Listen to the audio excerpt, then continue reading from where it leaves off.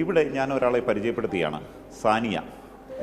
അമ്മയുടെ ഓപ്പറേഷനുമായിട്ട് വന്നതാണ്. പക്ഷേ സാനിക്ക് ഹിന്ദി അറിയാം.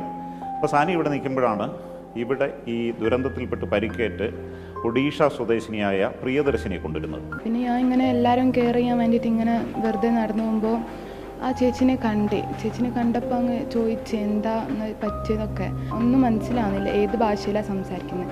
നോക്കുമ്പോൾ എന്നോട് ഒറീസയിലാണ് സംസാരിച്ചത്. ജസ്റ്റ് എനിക്ക് മനസ്സിലായിക്കില്ല. പിന്നെ ഞാൻ ഹിന്ദിയിൽ സംസാരിച്ച് നോക്കിയ ഒരു ടൂറായിട്ട് വന്ന 4 പേരുണ്ടായിരുന്നു. ഒരു ഹസ്ബൻഡും വൈഫും. ഈ വൈഫാണ് ഇവിടെ കിടക്കുന്നത്. ഹസ്ബൻഡ് ഇപ്പം മരണപ്പെട്ടിക്ക്. Priyadarshini from Odisha, care of Sania. മേപ്പാടിയിലെ കണ്ണ് നിറയ്ക്കുന്ന സ്നേഹക്കാഴ്ച. 1 വർഷം മുമ്പുള്ള ഈ വാർത്തയുടെ തലക്കെട്ട് ഇങ്ങനെയായിരുന്നു. 1 വർഷത്തിന് ശേഷം സ്നേഹക്കാഴ്ച ഒരുക്കിയ സാനിയ നമ്മളോടൊപ്പം ഉണ്ട്. അപ്പം എന്ത് ചെയ്യുന്നു സാനിയ ഇപ്പോൾ? ഞാൻ ഡിഗ്രി പഠിക്കുന്നു. നീലഗിരി കോളേജിൽ സെക്കൻഡ് ഇയർ ആണ് ഇപ്പം. BSc psychology. സൈക്കോളജി നല്ല വിഷയമാണ് സാനിയയ്ക്ക്. അന്നത്തെ സാഹചര്യം ഓർക്കുന്നുണ്ടോ?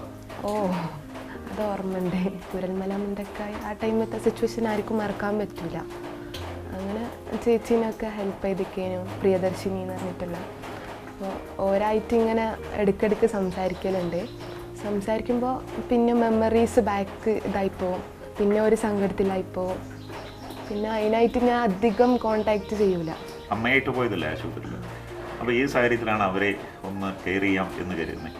അത് എനിക്ക് തന്നെ അറിയില്ല. ഞാൻ എൻ്റെ ഒരു മനസ്സും കൊണ്ട് ഹെൽപ്പ് ചെയ്തതാണ് അവിടെ. ജസ്റ്റ് ഉമ്മാനെ നോക്കും പോലെ ഓരോ നോക്കി പിന്നെ ഹെൽപ്പ് ചെയ്തപ്പോൾ ഒരു മനസ്സിലേക്കൊരു സന്തോഷം. അവർ ഒഡീഷയ്ക്ക് പോകുമ്പോൾ വലിയ വാർത്തയായിരുന്നു. അന്ന് ഉണ്ടായിരുന്നു അവർ യാത്ര ചെയ്യുമ്പോൾ സാനിയ ഉണ്ടായിരുന്നു. അപ്പോൾ ഒക്കെ ഞാൻ തന്നെ ഉണ്ടായിരുന്നു. അപ്പം രാത്രിയൊക്കെ ഓരിൻ്റെ അടുത്ത് വന്നിട്ട് ഒരു അച്ഛനൊക്കെ എന്നോട് സംസാരിച്ച് ഒരു പോകുമ്പോൾ സങ്കടം ഉണ്ടായിരുന്നു. പിന്നെ അങ്ങനെ യാത്രയൊക്കെ പറഞ്ഞ്. ഭർത്താവിൻ്റെ മൃതദേഹം കിട്ടിയായിരുന്നോ? ഇല്ലല്ല. ഇപ്പം അവരെന്ത് ചെയ്യുന്നു? ഒരു നേഴ്സ് ചെയ്യുന്നു. ഇപ്പം നേഴ്സിംഗ് കഴിഞ്ഞ് ഇപ്പം അങ്ങനെ അതിനായിട്ട് എന്തോ സ്റ്റഡി ചെയ്യുന്നവർ. ഇപ്പോഴും അടുത്ത ബന്ധമാണ്. ഞാൻ ഇങ്ങനെ അങ്ങോട്ട് പോയി ചോദിക്കും, ഓക്കെ അല്ലേ, ഇങ്ങനെ സങ്കടമൊന്നും ആയിട്ട് കാര്യമല്ല, റെഡിയാവും എന്നൊക്കെ പറഞ്ഞ് ഇതാക്കും. അപ്പോൾ ഓരും പറഞ്ഞു ഓക്കെ ആണ്, അത് മറക്കാൻ പറ്റില്ല, എന്നാലും ഓക്കെ ആണ് എന്നറിയാം. हेलो कैसी हो आप? ठीक हो गई? अच्छी दिख रही हो. कैसी चल रही है कॉलेज? हाँ. खाना खा लिया मॉर्निंग? हाँ. देखने का मन कर रहा था इसीलिए कॉल कर दिया. तुम्हारी मम्मी ठीक है? हाँ ठीक है. कैसे हैं घर पे सब लोग? सब ठीक है.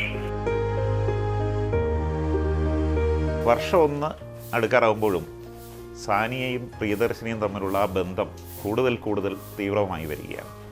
അപ്പോൾ ഈ സംഭാഷണത്തിൽ കേട്ടല്ലോ, അവർക്കുള്ള എല്ലാ ധൈര്യവും കൊടുക്കുന്ന ഇപ്പോൾ സാനിയാണ്. ഈ ദുരന്ത സാഹചര്യങ്ങൾ സാനിയയെ കൂടുതൽ പ്രചോദിതയാക്കിയിരിക്കുകയാണ് ഒരു നല്ല സൈക്കോളജിസ്റ്റായി മാറാൻ വേണ്ടി. സാനിയയുടെ ആഗ്രഹം നടക്കട്ടെ, എല്ലാ ആശംസകളും നേരുന്നു. അതുപോലെ പ്രിയദർശിനിയായിട്ടുള്ള അവർക്ക് ഒരുപാട് ആശ്വാസം നൽകാൻ കഴിയട്ടെ എന്ന് ആശംസിക്കുന്നു. ക്യാമറാമാൻ ശരത് അമ്പാട്ടുകാവിനും വിനീഷുമൊപ്പം ബിജു പങ്കജ്, മാതൃഭൂമി ന്യൂസ്.